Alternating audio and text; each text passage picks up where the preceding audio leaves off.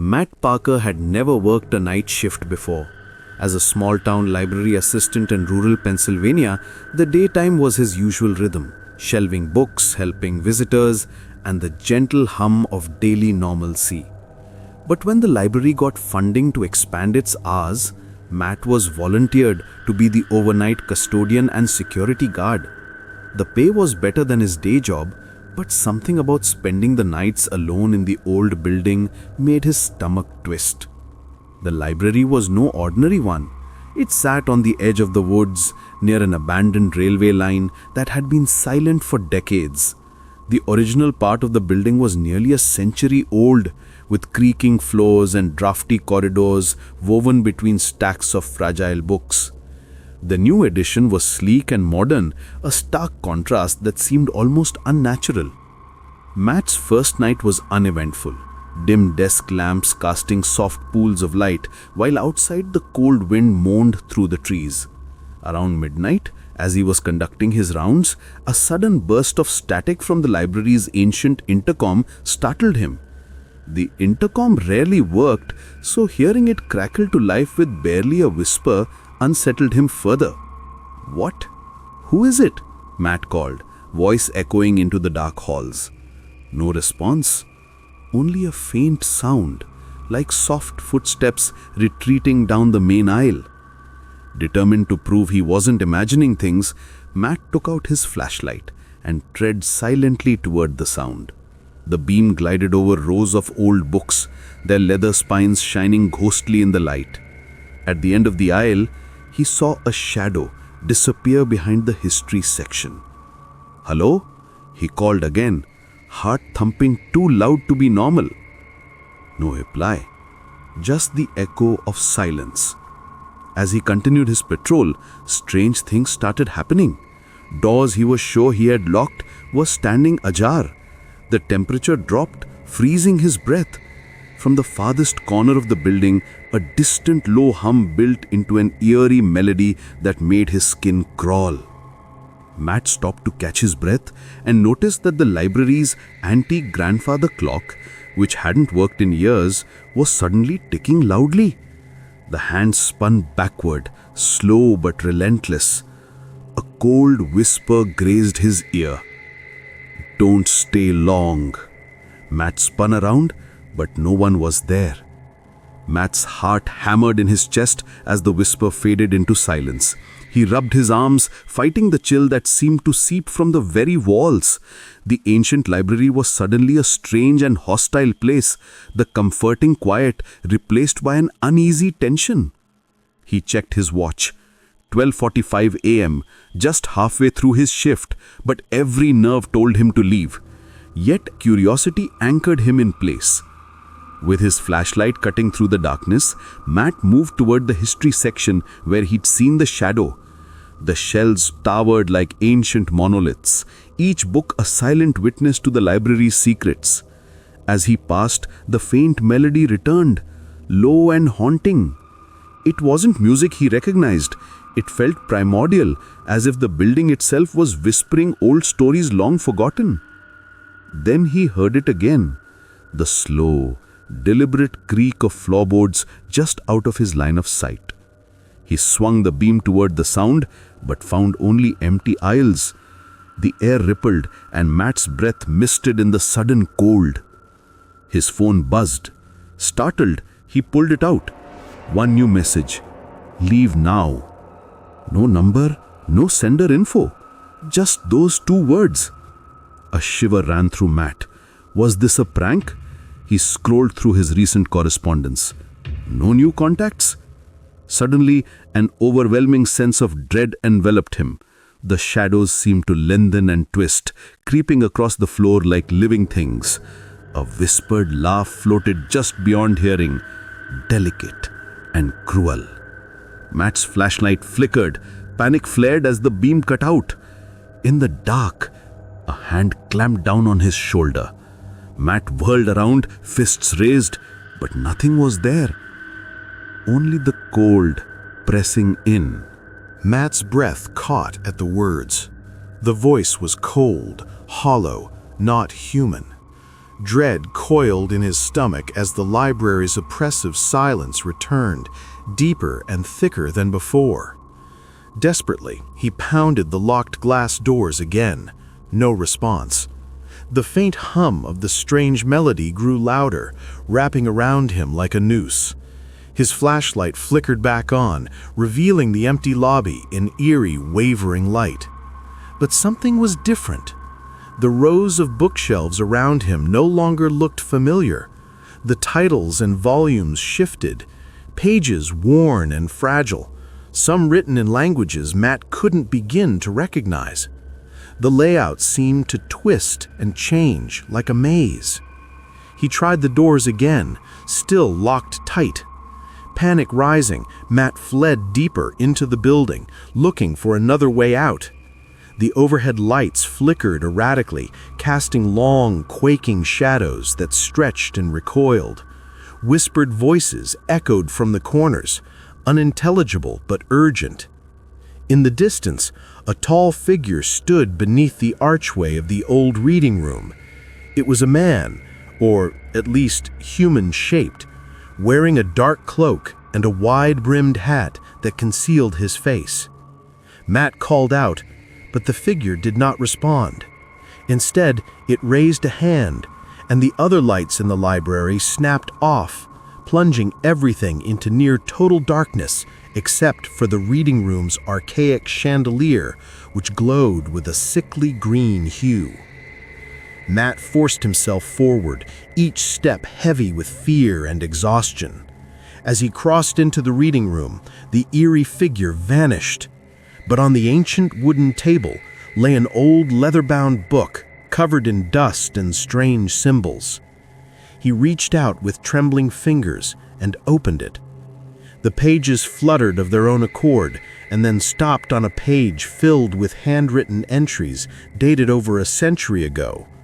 Accounts of people trapped inside the library during night hours, never seen again. As Matt skimmed, a cold wind swept through the room, snuffing out his flashlight. His phone buzzed again in his pocket. The message read, "You opened the door." Suddenly, the whispers rose to a deafening crescendo. The walls seemed to breathe, closing in. Matt realized with horror that this wasn't just a library, it was a prison. Matt's heart hammered violently as the library seemed to close in around him. The whispering voices now rose as a chaotic chorus, overlapping and twisted, speaking in unrecognizable tongues.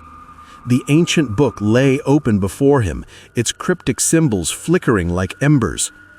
Desperately, Matt tried to close the book, but his hands felt rooted to the table. Panic surged through him as the room felt colder, the air thick with an oppressive weight. Suddenly, the chandelier's sickly green glow pulsed, and the walls shimmered, revealing glimpses of a different time.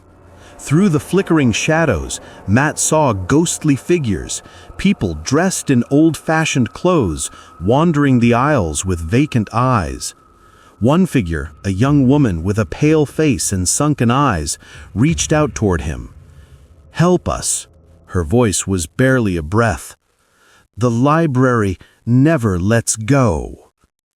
The floor beneath Matt trembled, and the ground split open, pulling him into darkness.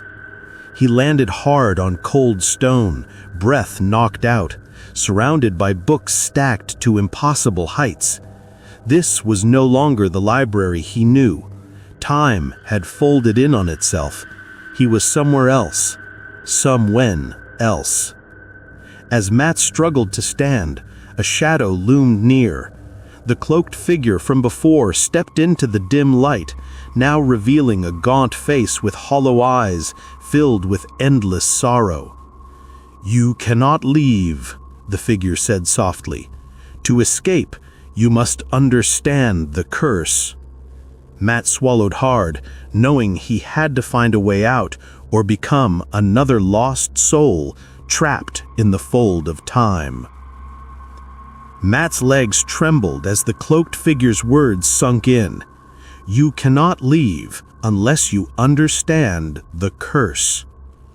"What curse?" Matt asked, voice barely above a whisper. His eyes darted around the endless towering shelves that seemed to swallow the faint light.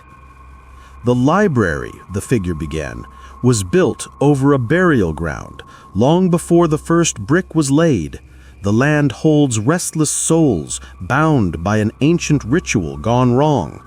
They wander, trapped between worlds, unable to move on." Matt swallowed hard. "But why me? Why now?" The figure sighed, revealing a face scarred with time. Every new soul who crosses the threshold after dark becomes part of the library's story.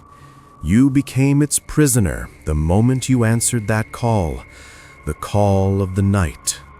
Matt's mind reeled. The messages, the whispers, the shifting walls, it all made horrible sense now.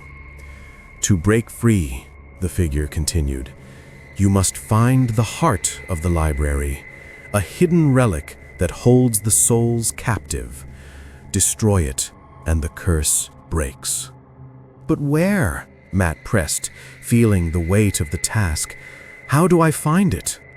The figure pointed a bony finger towards the shadowy corners. "Follow the sound of the melody, but beware. The library tests all who seek freedom. It feeds on fear and despair." As the figure faded into the shadows, the eerie melody swelled again, its notes punctuated by distant, anguished cries. Matt steeled himself. With trembling hands, he clutched the ancient book and stepped into the twisting labyrinth of shelves, guided only by the haunting song.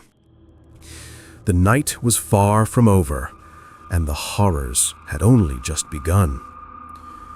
Matt's footsteps echoed softly as he delved deeper into the winding aisles, the haunted melody weaving around him like a spectral thread. Every shadow seemed to twitch with silent menace, every flicker of light revealing glimpses of figures trapped in eternal torment. He clutched the ancient book tightly, its pages now glowing faintly, as if guiding him toward the elusive heart of the library. The labyrinth twisted unnaturally. Passages once behind him now vanished, replaced by walls of books that seemed to pulse with otherworldly energy. A chilling breeze whispered across his neck.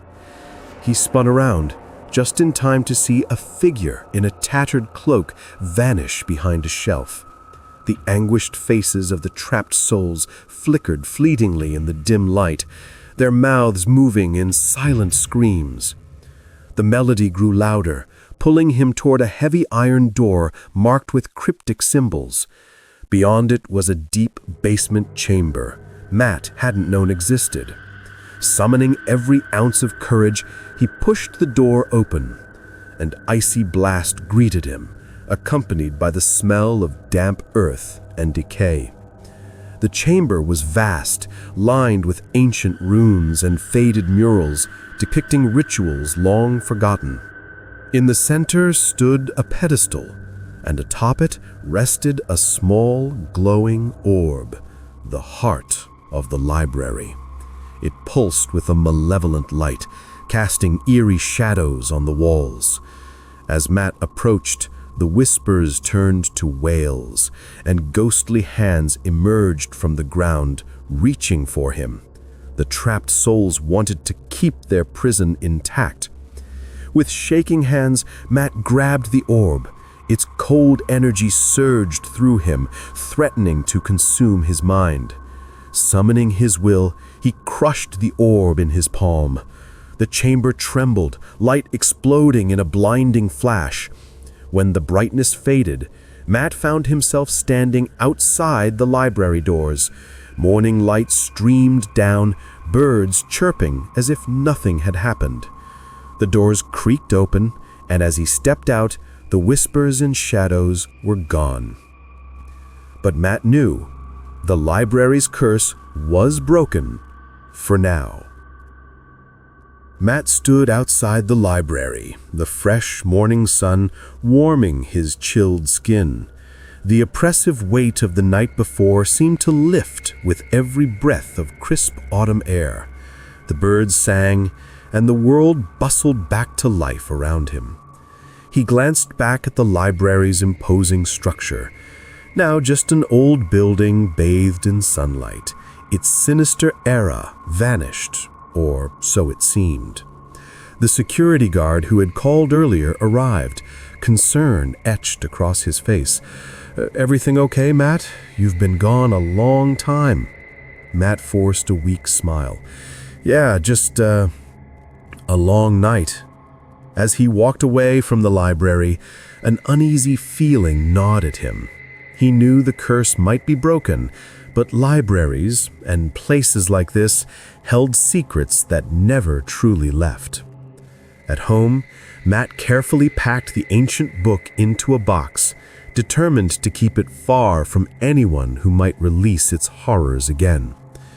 That night, as he drifted into uneasy sleep, a faint melody echoed in his ears, a reminder from the library, a whisper in the dark. Because some places never forget those who enter after dark, and some stories never truly end.